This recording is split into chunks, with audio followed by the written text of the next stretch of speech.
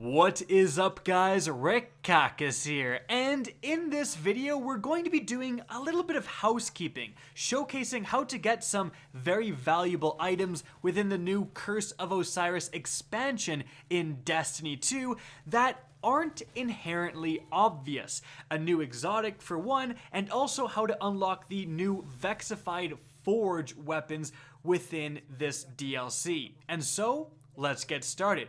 The first thing we're going to talk about how to get is the new Aeon safe gauntlets for the Titan, Hunter, and Warlock. That's right, all three classes can actually gain access to this one exotic, and it has a pretty darn interesting ability. It's called Aeon Energy. Summoning a barricade, this is for the Titan, summoning a barricade, grant the following to nearby Aeon cult allies: Grenade Energy to Warlocks, Barricade Energy to Titans, and Dodge Energy to Hunters. Other allies receive a fraction of the shared energy. So, no matter which class you are, by the way, for the Hunter, it's when you do a dodge. When you activate your dodge, that same ability will activate, giving Grenade Energy to Warlocks, Barricade Energy to Titans, and Dodge Energy to Hunters, but again at a lesser degree to people not wearing this gauntlet. So it kind of seems like Warlocks get the best piece of the pie there. More Grenade Energy? Sign me up. Barricade Energy is also quite useful.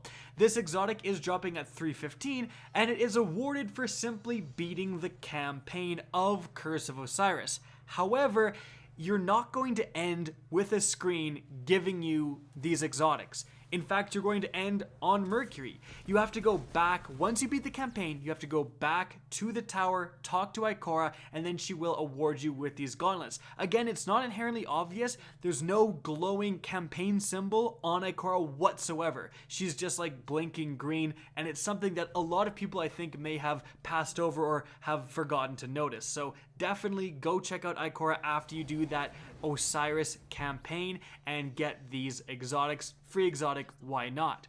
Now, next we're going to talk about how to unlock the Forge weapons. So, what you need to do is, again, beat the main DLC campaign. From this point forward, it's going to give you a certain milestone. It's going to immediately update your milestone and tell you to start doing adventures. You're going to have to do around 4 different adventures, one after another on Mercury. Once you are done all of these different adventures, and doing all 4 of them may take a while, especially if you're solo, but once you're done all of them, you're then going to have the option to go back to Brother Vance, and he's going to offer you a heroic adventure. Now you can pick one out of any 4 of the adventures you just did, so it really doesn't matter. Whatever one you like the most or you thought was the easiest, pick that one up. The heroic adventures are actually no joke. You may want to get a teammate for doing this because they're 300 light. They give you a guaranteed legendary engram upon beating it, which is all sweet, but again, they're 300 light, have a random modifier, and the enemies hit pretty hard. So again, grab an ally if you're having trouble doing this solo. Now, once you do complete this heroic adventure, you're going to go back and talk to Brother Vance. He is going to then award you with a prophecy. It seems to be always the same prophecy, prophecy number 1, which will in the end award a scout rifle. Now this first one, the Lost Prophecy verse 1, if you go and inspect it within your inventory, you can see it requires 1 concentrated Radiolarian culture. You are awarded a concentrated Radiolarian culture upon completing public events. So you can go anywhere, do public events, and as soon as you complete them, you can be awarded with this blue, rare, concentrated, I should say, Radiolarian culture. Now, I say that because you can also get the green, I guess, non-concentrated version of this item.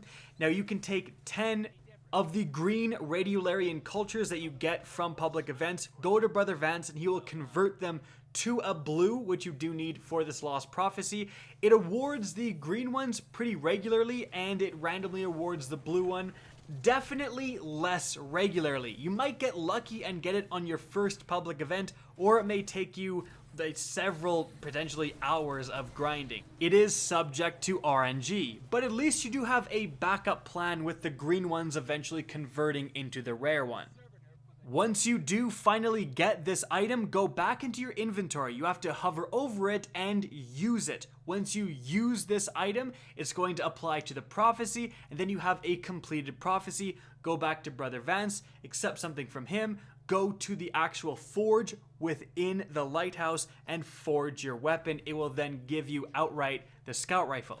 At this point forward, you can go back to Brother Vance and accept any one of 3 different prophecies. So now the prophecy train is turning, and you can accept and do several different prophecies, and assumedly they'll have some sort of rotation factor on them as well. So that is how you get, firstly, kind of a free exotic, and how you activate the forge and start getting those vexified weapons.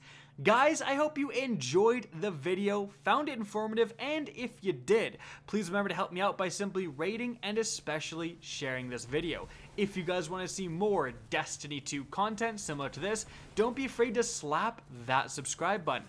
And if you guys want to get in touch with me and keep up to date with the latest channel activity, the best way is to follow me on Twitter at RickCacus. That's linked in the description down below, as is my Twitch channel, which you can also follow. Again, I hope you enjoyed the video, and as always, have a good day.